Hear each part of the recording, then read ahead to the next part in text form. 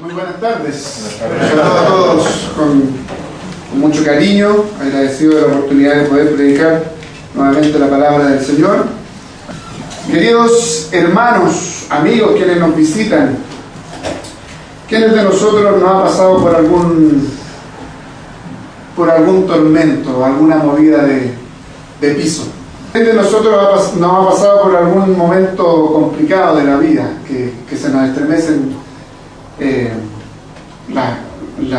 se nos llegan a estremecer los cimientos, ¿no? Que se nos llegan a caer algunas veces las estructuras, se nos desmoronan aquellas cosas que eran las que nos tenían a lo mejor cimentados, eran aquellas que nos tenían de pie. Y dentro de todo este tiempo en el cual nosotros hemos estado viviendo como iglesia, como comunidad, como familia, de manera compleja, como crisis que hemos estado viviendo también, pensando cómo poder reconstruir la idea, cómo poder recomenzar, cómo poder reiniciar, cómo poder volver a empezar. Y el Señor colocó en mi corazón este libro que es de Nehemías, que es un libro que se lo recomiendo a todos, porque no es tan solo un libro que nos enseña cómo reconstruir la iglesia, cómo reconstruir el pueblo de Dios, sino que nos enseña a reconstruirnos nosotros, desde lo particular hacia lo general. Y reflexionando en Nehemías, que es interesante que el nombre Nehemías significa Dios me consuela, Dios es el que me conforta, Dios es el que trae tranquilidad, paz a mi vida. Sería porque Nehemías iba a enfrentar grandes luchas y grandes problemas en el futuro que sus padres le colocaron aquel nombre. Sin embargo, al leer todo el libro de Nehemías, nosotros podemos ver que simplemente Dios fortaleció y que Dios fue el consuelo de Nehemías para toda su labor durante este tiempo de reconstrucción. Y como les decía, pensando en esta semana, en estos últimos días, no ha sido fácil para quien habla, de aquí adelante. Ha sido tiempo duro, ha sido tiempo especialmente de harta reflexión, de harta introspección, en esa lucha de tratar de buscar o no buscar la voluntad de Dios, en esa lucha de querer llevar a cabo lo que uno quiere y no lo que Dios quiere. Sin embargo, Dios tiene tanta misericordia que me llevó a buscar nuevamente el libro de Nehemías, porque me dijo, tú necesitas reconstruirte, tú necesitas levantarte. Aquí no es el ave fénix, resurgir de las cenizas, sino que tú necesitas ser reconstruido. Y lógicamente que la reconstrucción básica que nosotros necesitamos es que Cristo se haga cargo de nuestras vidas. Sin embargo, cuando uno se adentra en este texto, uno dice, Señor, gracias, muchísimas gracias, porque tú me permites en tu infinita misericordia ver algunos aspectos que a ratos los olvidamos. Y por eso quiero que nos adentremos en Nehemías. Ojalá que se pueda estudiar el libro de Nehemías, ojalá que se pueda seguir predicando el libro de Nehemías, para que podamos ver que Nehemías nos llama precisamente a la reconstrucción de la comunidad. Nos llama precisamente a volver a empezar, porque siempre hay una oportunidad para volver a empezar, porque el Señor siempre nos da una oportunidad para reiniciarnos, nunca nos deja en el lugar donde nos encontramos. Si hoy nos encontramos complicados, el Señor nos llama precisamente a reconstruirnos. Y quiero compartir 4 ideas respecto de este capítulo. Dice, estas son las palabras de Nehemías, hijo de Jacarías. En el mes de Quisleu del año 20, estando yo en la ciudad, o en la ciudadela de Susa, llegó Hananí, uno de mis hermanos, junto con algunos hombres de Judá. Entonces le pregunté por el resto de los judíos que se habían librado del destierro y por Jerusalén. Me respondieron, los que se libraron del destierro y se quedaron en la provincia están enfrentando una gran calamidad y humillación. La muralla de Jerusalén sigue derribada con sus puertas consumidas por el fuego. Lo primero que podemos ver aquí de la necesidad profunda que nosotros tenemos, la necesidad profunda de lo particular a lo general, a lo comunitario, es que nosotros debemos mantener una preocupación constante por el pueblo de Dios, por cómo estamos como pueblo. Tenemos que manifestar una preocupación constante y no caer en la indiferencia de lo que nos está pasando.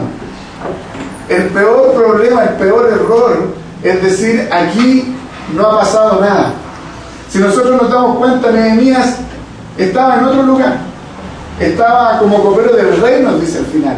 Es uno de los grados bastante grandes que está dentro de lo que a corte se refiere. Él estaba cerquita del rey. Él estaba no solamente para probar lo que comía y que se vaya a envenenar o no, sino que él también era parte del consejo del rey, era parte de ese conversar constantemente con el rey. Sin embargo, en su corazón algo había. Él estaba preocupado por el pueblo de Israel, él estaba preocupado por su pueblo. Él no volvió, es interesante. Nehemías no vuelve a Jerusalén. Nehemías se queda con el rey. Algunos comentaristas lo cuestionan porque debió haber vuelto. Sin embargo, cuando uno ve la soberanía de Dios, entiende por qué era importante que él no volviera. Porque había un propósito de que él se quedara para poder reconstruir a ese pueblo. Y ustedes pueden ver, él tenía una inquietud, él tenía una ansiedad, él tenía un deseo de saber cómo estaba su pueblo. Una vez que tuvo la posibilidad de este pueblo de volver del destierro. Y él pregunta a su hermano Hananí, ¿cómo está el resto de los judíos que se habían librado del destierro? ¿Y cómo está Jerusalén? Esta idea de cómo está Jerusalén es una idea potente para el hebreo, porque es la presencia de Dios, es la identidad. Que Jerusalén esté mal es que todo el pueblo de Israel estaba mal. De que los muros de Israel estén destruidos es que toda Israel estaba destruida, porque el muro significaba protección, el muro significaba identidad, el muro significaba fortaleza, y que eso esté abajo significaba que la moral del pueblo de Israel también estaba por los suelos. Por lo tanto, Nehemías tenía esa inquietud. Estaba sirviendo al rey, estaba viviendo en un buen lugar, estaba disfrutando de los manjares, de lo mejor de estar cerca del rey. Sin embargo, su corazón, ¿dónde estaba? Estaba precisamente en su pueblo, que estaba sufriendo, que estaba llorando, que estaba triste, que estaba decaído, que estaba por los suelos. Por eso es que pregunta rápidamente. Y la respuesta no es muy alentadora. Yo me imagino que Nehemías tenía un deseo de poder escuchar, mire, ¿sabes qué? Se están levantando los muros. Mire, ¿saben qué? El pueblo se organizó y dejó de estar en esa situación y volvió a tomar el rumbo. Yo me imagino que Nehemías quería escuchar una noticia alentadora. Sin embargo, la noticia que escucha, él dice, los que se libraron del destierro y se quedaron en la provincia están enfrentando una gran calamidad y humillación. Él ya sabía más o menos el estado de la cuestión. Sin embargo, ahora se entera del profundo dolor, de la profunda calamidad y humillación que está viviendo su pueblo. Además, le dicen, la muralla de Jerusalén sigue derribada. No ha habido motivación para levantarla, con sus puertas consumidas por el fuego. ¿Ustedes se imaginan cómo se sintió Nehemías en ese momento? Cuando esperaba una noticia que lo levantara y recibe una noticia tan fuerte como esta. Por eso, queridos hermanos, en primer lugar, nosotros no podemos dejar de preocuparnos por el estado espiritual emocional de nuestra comunidad, de nuestra iglesia. Tenemos que estar constantemente, precisamente, viendo, preguntando, tratando de saber en lo profundo de cómo estamos cada uno de nosotros. La pregunta que viene aquí, que se responde un poquito más adelante: ¿por qué esta muralla estaba en el suelo? ¿Por qué había sido quemada las puertas? ¿Qué es lo que llevó al pueblo de Israel a que perdiera su gloria? ¿Qué es lo que llevó al pueblo de Israel a que fuera sitiada? ¿Qué es lo que llevó al pueblo de Israel a que fuera exiliada? Sin embargo, no podemos ser indiferentes a la problemática, no podemos ser indiferentes, no podemos decir, bueno, arréglensela como puedan. Nehemías no lo hizo. Nehemías podría haber dicho eso: pucha, lo siento, veré si puedo hacer alguna cosa. Allá ustedes, traten de arreglársela como puedan. No es la actitud de Nehemías. Nehemías tiene una actitud totalmente distinta. En primer lugar, de no ser indiferente ante el dolor de su pueblo. Y en segundo lugar, es condolerse, es ponerse en el zapato, es ponerse en la situación del otro. Y cuando hablamos de condoler, cuando hablamos de precisamente ponerse en el dolor del otro, es lo que dice el versículo 4. Al escuchar esta mala noticia, ¿qué es lo que hizo Nehemías? Se sentó y lloró, hizo duelo por algunos días, ayuné y oré al Dios de los cielos. Recibió una pésima noticia que a cualquiera de nosotros nos puede tumbar, a cualquiera de nosotros nos puede hacer caer, decaer. Seguramente usted ha recibido malas noticias en el último tiempo, alguna enfermedad compleja, algún problema familiar, algún tema laboral, etcétera, que lo deja así un poco a maltraer. Lo mismo le ocurre a Nehemías, porque es hombre. Y al escuchar esto, él lo que hace precisamente en este versículo 4 es derramarse, condolerse con su pueblo, es llorar al igual que su pueblo como estaba llorando. Me senté y lloré. Él no tenía el tiempo para andarse sentando. ¿Lo ha pensado? Él era copero del rey. Él no tenía el derecho de sentarse a llorar. Él tenía que trabajar.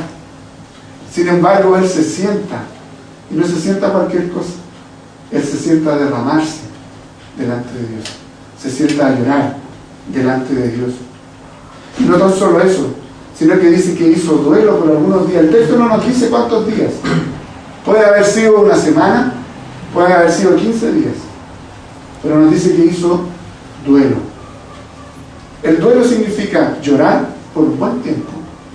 También en algunos casos significa echarse cenizas en el cuerpo como signo de dolor, de sufrimiento. Pero ¿cuándo alguien hace duelo? ¿Cuándo alguien tiene esta idea de duelo? ¿Cuándo nosotros nos ponemos esta ropa negra manifestando un tema de duelo, no? Es porque alguien ha muerto. Lo que Nehemías nos está diciendo: mi pueblo está muriendo. Y eso le trae dolor, eso le trae llanto, eso le trae un sufrimiento profundo, y por eso hace duelo delante de Dios. No es algo que lo tenemos que pasar muy por alto, muy rápido. Él hace duelo precisamente porque siente que se muere junto a su pueblo. Siente que se cae junto a su pueblo. Y no solamente se queda en el duelo, sino que dice que ayunó y oró. ¿Cuál es la idea de ayunar? Entrar en una intimidad profunda y mayor con Dios. ¿Se da cuenta la secuencia que tiene Nehemías? Hace una pausa dentro de todo. Se dispone, llora, se derrama delante del Señor. Hace un duelo por los suyos. Y luego ayuna para entrar en comunión con el Señor. Y ora. Ayuno y oración van en conjunto, van absolutamente tomados de la mano. Porque él sabe que en la intimidad con Dios, él va a ser renovado. Él va a ser restaurado, Él va a ser transformado, va a ser levantado. Si no, no ayunaría, si no, no oraría.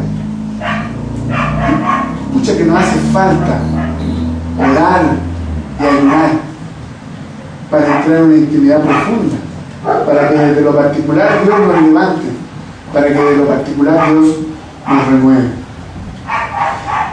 Por eso nosotros tenemos como iglesia que preocuparnos constantemente de cómo estamos los unos por los otros. Condolernos con la realidad que estamos viviendo. Tenemos que llorar por lo que nos está pasando. Tenemos que hacer duelo por lo que estamos viviendo. Tenemos que volcarnos delante del Señor en ayuno y oración para poder buscar la intimidad con Dios. En tercer lugar, nosotros no tan solo tenemos que preocuparnos y condolernos con el dolor del otro, sino que también tenemos que orar desde lo profundo de nuestro corazón, pidiendo perdón por nuestros pecados. Amén. La restauración de un pueblo, la restauración de una comunidad parte por la restauración de sus integrantes.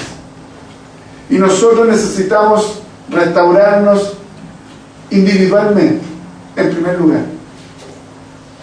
Y yo me voy a restaurar individualmente preocupándome por el otro, sabiendo, como se decía en la oración, un ratito que nos preocupemos del otro. Sin embargo, también llorando por el otro, estando en la necesidad del otro.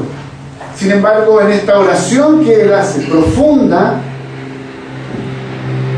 precisamente lo que hace Nehemías es reconocer la responsabilidad que tiene él, su familia y el pueblo de Dios respecto de la situación en la cual se encuentra.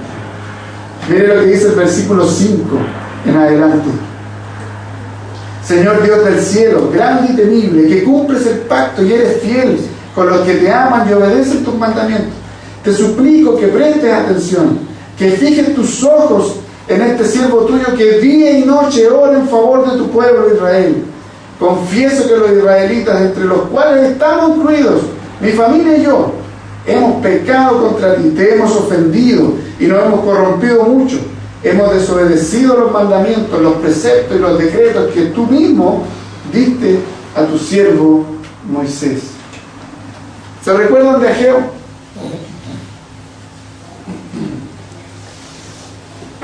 ¿Se recuerdan de esa serie de Ageo que nos llamó mucho la atención y que nos complicó la existencia? Bueno, tiene algo, o más que algo, de relación. Nos está diciendo que hay un problema en nuestra vida, que hay un problema en nuestra vida que destruye nuestra vida individual, familiar y comunitaria. Y ese problema se llama pecado. Sin embargo, la oración que hace en esta intimidad que hace Nehemías para poder restaurarse no llega inmediatamente a decir: Señor, estoy mal, Señor, necesito que ayudes a tu pueblo, sino que lo primero que hace es destacar el carácter del Dios en el cual cree que puede restaurar su vida y que puede restaurar al pueblo de Dios. Destaca el carácter, hace un énfasis: Señor Dios del cielo, grande y temible. ¿Sabe por qué dice eso? Porque el pueblo de Dios había perdido el temor a Jehová. Ya no creían que era el Dios grande y temible. Ya no tenían el concepto de la idea de que Dios era el creador de todas las cosas y que era el sustentador de todas las cosas. Ya creían que ellos eran autónomos. Ya creían que ellos podían hacer todo por sí mismos y para sí mismos. Por eso que Ageo le dice: es tiempo de que ustedes construyan sus casas y que el templo del Señor esté aún en ruinas. El pueblo de Dios había perdido este principio, esta idea de que Él es grande y temible. El pueblo de Dios había también perdido la idea de que Dios es fiel y que Él cumple su pacto y que Él lo que ha prometido lo va a cumplir, y que las bendiciones del pacto Y las maldiciones del pacto que aparecen aquí, Él las va a cumplir, queramos o no queramos. Porque Dios es fiel a su pacto, Dios es fiel a sí mismo, Dios es fiel a su palabra. Pero ¿sabe lo que pasó con el pueblo? Pensó que Dios los había abandonado, pensó que Dios ya no los quería. Por lo tanto, seguíamos con la misma idea. Bueno, si Dios ya no nos quiere, tenemos que nosotros transformarnos en nuestros propios dioses. Ahí está el tema. El pueblo había perdido la idea de que Él es el Señor de todas las cosas, que era grande y temible, que era fiel para con los suyos. Dice, y eres fiel con los que te aman y obedecen tus mandamientos.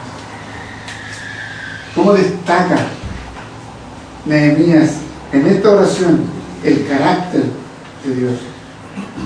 Sin embargo, aquí hace un contraste el versículo 6. El carácter de Dios santo, grande, magnánimo, frente al carácter del hombre pusilánime, pecador, corrupto. Te suplico que me prestes atención. ¿De dónde sacaron la idea de que Dios no atendía a sus oraciones? ¿De dónde sacaron la idea de que Dios no estaba con ellos? ¿No es el propio pecado? ¿No es la propia corrupción del hombre? ¿Cuándo ocurrió eso? Te suplico que prestes atención, que fijes tus ojos en este siervo tuyo, que día y noche ora en favor de tu pueblo Israel. Nehemías pide la atención a su Dios. Y no se está jactando de que ore día y noche por su pueblo, sino que le está diciendo, estoy preocupado, me preocupa la situación. Y como me preocupa y no tengo las herramientas para poder hacer algo, me vuelvo en oración día y noche para que tú me digas qué es lo que tengo que hacer. Y luego de ello entran en una situación aún más profunda de la humanidad versus lo que es Dios. Confieso, declaro, reconozco que los israelitas, entre los cuales estamos incluidos mi familia y yo, hemos pecado contra ti. ¿Dónde está el kit del asunto? ¿Dónde está la clave del problema, de nuestro problema? Es en nuestro pecado. No hay otra cosa. No le podemos echar culpa al empedrado. No le podemos echar la culpa siempre a que Satanás metió la cola. Sí, lo hace.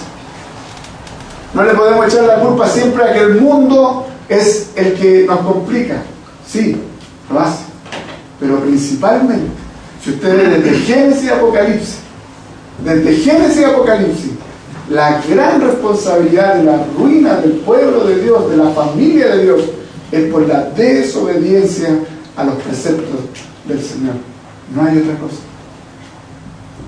Te confieso, reconozco que somos malos.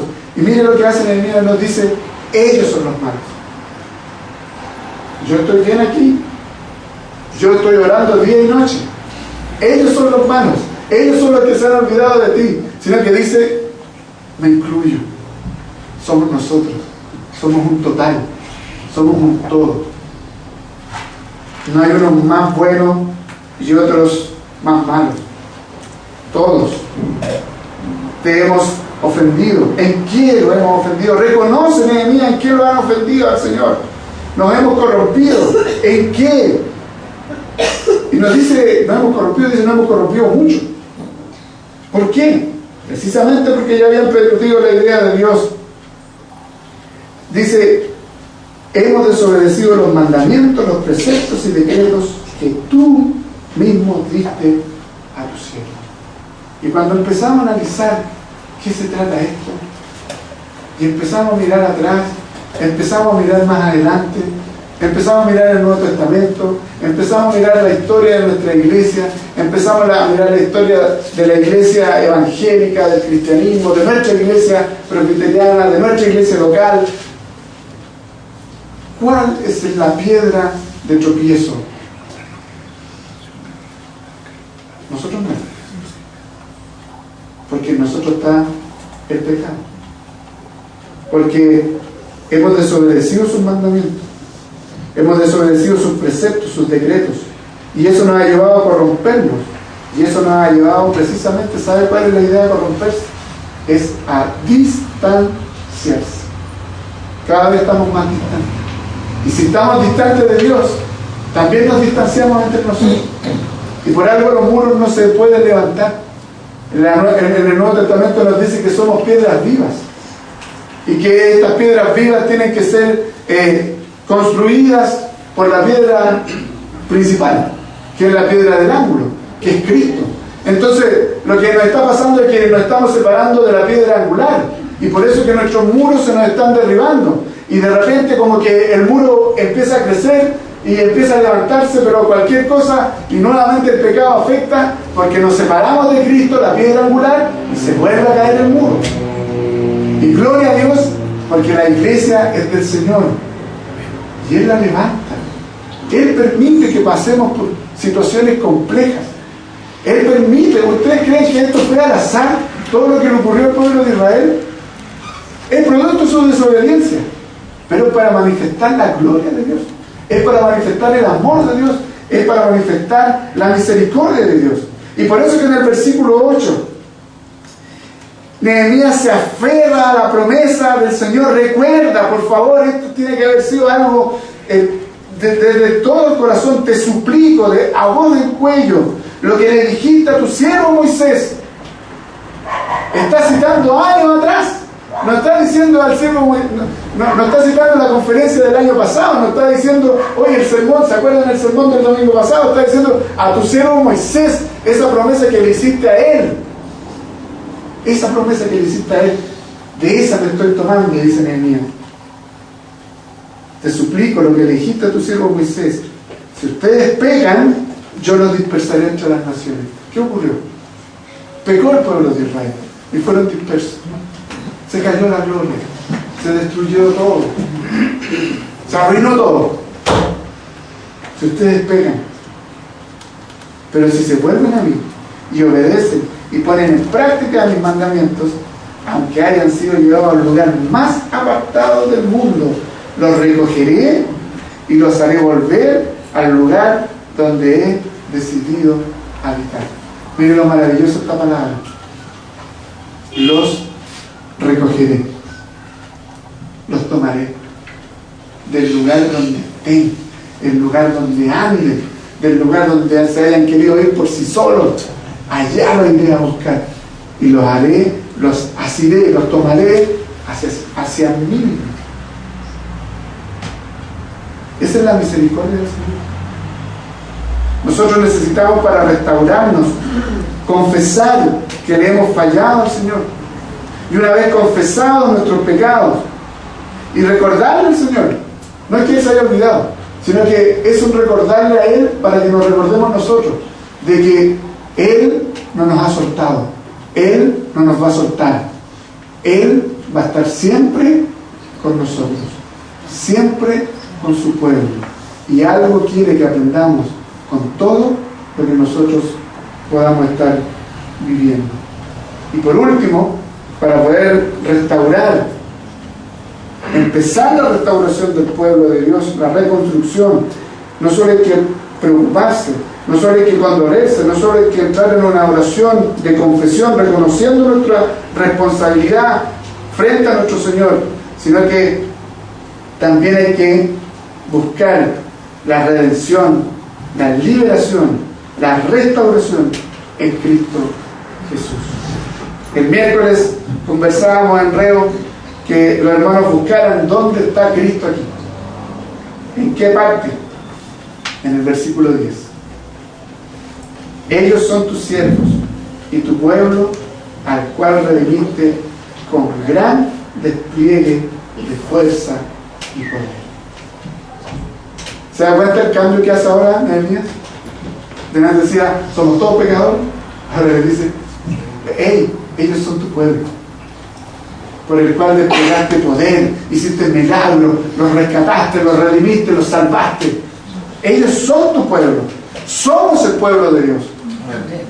¿Usted cree que somos el pueblo de Dios? Amén. Independiente de las circunstancias, independiente de lo que nos pueda ocurrir, independiente de que las piedras puedan estar en el suelo, seguimos siendo las piedras de Dios. Seguimos siendo piedras de Dios. Y estamos ahí con un propósito. Y si están caídas es para que nos levantemos, para que nos reconstruyamos, para que nos reformemos, para que nos reconstruyamos en Cristo. Eso es lo que Nehemías pide. Eso es lo que quiere y clama. Señor, te suplico que escuchen nuestra oración, pues somos tus siervos y nos complacemos en honrar tu nombre. Y termina diciendo: y te pido que a este siervo tuyo le conceda tener éxito y ganarse el favor del rey. En aquel tiempo yo era copero del rey. Lo más probable que Nehemías, en su tiempo de intimidad y de oración, él haya recibido no una revelación de un sueño, ¿no?, sino que haya recibido esta idea: yo tengo que hacer algo. Y por eso que pido oración por él, para que lo que tiene que hacer, que es hablar con el rey para poder reconstruir el pueblo, sea guiado absolutamente por Dios. ¿Se recuerdan de Pablo? Cuando les dice, les da una serie de instrucciones y le dice: y oren por mí, para que haga lo que tengo que hacer, que es predicar el Evangelio. Si nos queremos levantar, si nos queremos reconstruir, si queremos reiniciarnos, es necesario que volvamos a la roca que es Cristo. Porque sin Él no hay reconstrucción. Sin Él no hay estrategia, no hay modelo, no hay pastor, no hay consejo que pueda reconstruir la iglesia. Quien reconstruye la iglesia es aquel que vino a morir por ella, que es Cristo el Señor. Así que un llamado, queridos hermanos, a que todos nos volquemos a Cristo en oración, en ayuno. No hagamos el silicio que tiene que ver, porque eso ya no corresponde, pero no quedemos indiferentes a lo que nos ha pasado. Tenemos que aprender. Los golpes nos tienen que enseñar.